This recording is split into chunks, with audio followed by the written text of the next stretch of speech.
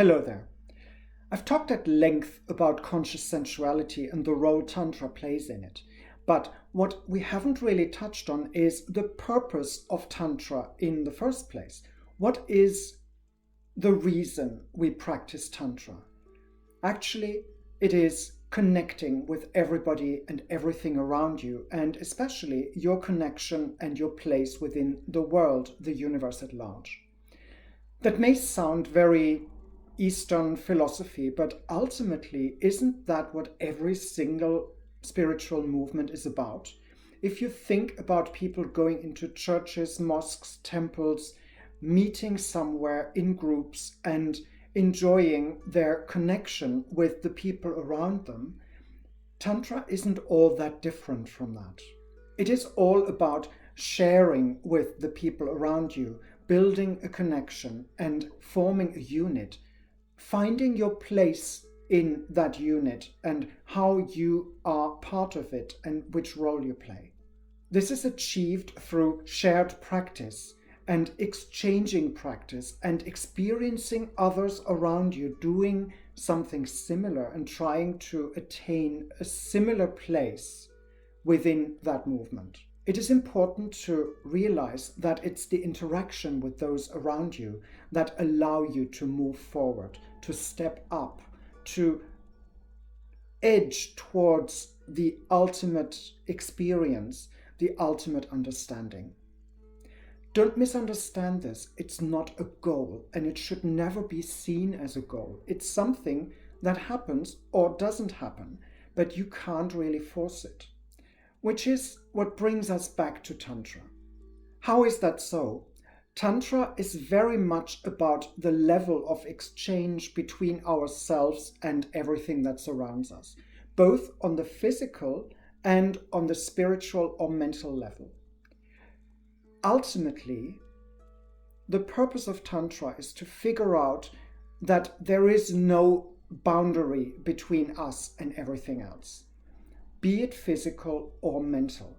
The trick is to start out imagining how you can let go of those boundaries. But that also means that in the first place, you have to figure out what those boundaries for you are.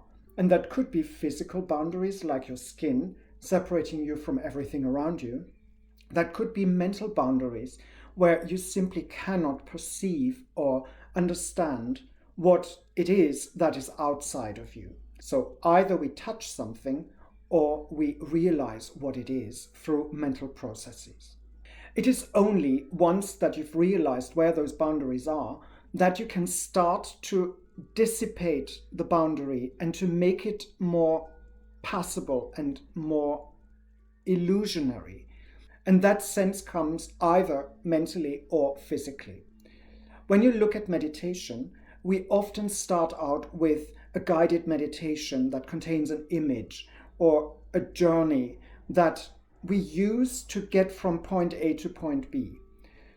This is a useful thing to build a framework for your mind to travel through, but ultimately that image needs to disappear because it only is a crutch to help you move in a particular direction. Once your mind knows which direction it needs to go to, you don't need the image. It might just happen on its own. And that's where the difference between the physical, imaginary place and your mind starts to disappear. In a similar way, your skin forms the border between you and everything that's outside. So what helps is to stimulate the skin to a point where you go into some level of sensory overload, and the sense of skin will disappear to some degree, and you won't be able to really tell where you end and where everything else starts. How does that actually move you forward? Both mentally and physically, this allows you to not quite be separate from everything around you. And ultimately, this sensation can grow to a level where you really feel as one with everything that's around you. How does that move you forward on the path to becoming one with the universe? Well, for one thing, by doing those mental and physical exercises, the boundary between yourself and everything else around you dissipates. and it allows you to become more one with what's around you. This can be enhanced by energetic massage, yoga, sound, breath, anything that leads to a more embodied sense of what's going on around you. Being one with the universe is not a solid state. It happens, and you have to allow it to happen by telling your mind and your body where it needs to go without actually pushing it that way. It has to happen on its own. It can happen more than once. It can happen very often if you're lucky, but it will always be temporary. Be aware of this and look out for signs where you frazzle at the edges and explore those with your mind and with your body. That is the path that is open to you to be one with the universe. Feel free to explore. Be well and stay well.